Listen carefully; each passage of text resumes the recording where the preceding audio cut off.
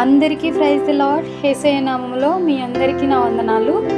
ఏంటి ప్రభువా నా జీవితంలో ఇన్ని ఎత్తుపల్లాలు అని మిమ్మల్ని మీరే ప్రశ్నించుకుంటూ దేవుని కూడా అడుగుతున్నారా?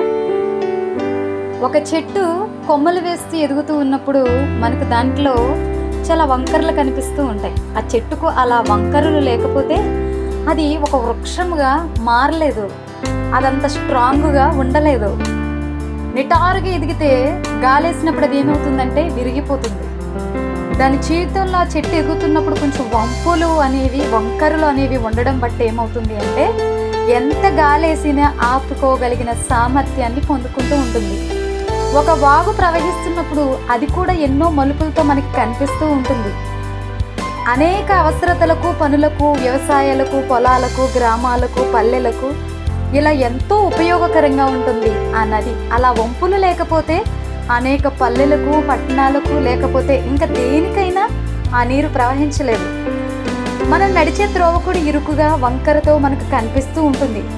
త్రోవ అలా ఉండుటను బట్టి మనం వేరొక ప్రదేశం చేరుకోగలుగుతాం.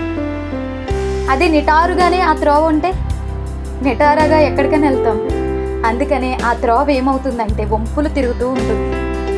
మనం నడిచే దారి కూడా ఎడారిగా ఉంది అని, ఇరుకుగా ఉంది అని, సాఫీగా లేదని, నెమ్మదిగా లేదని, ఏమీ లేదని, అంతా శూన్యంగా మాత్రమే కనిపిస్తుందని, ఒంటరిగా ఉన్నానని, గమ్యమేంటో తెలియడం లేదని కృంగిపోతున్నావా?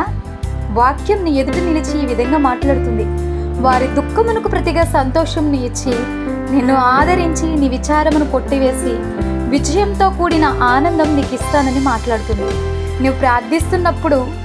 నువ్వు ప్రార్థిస్తుండగానే నిన్ను విడిపించి, ముందుకు నడిపించి, తొట్టిల్లకుండా చక్కగా పోవు మార్గంలో నిన్ను నడిపిస్తాడు దేవుడు.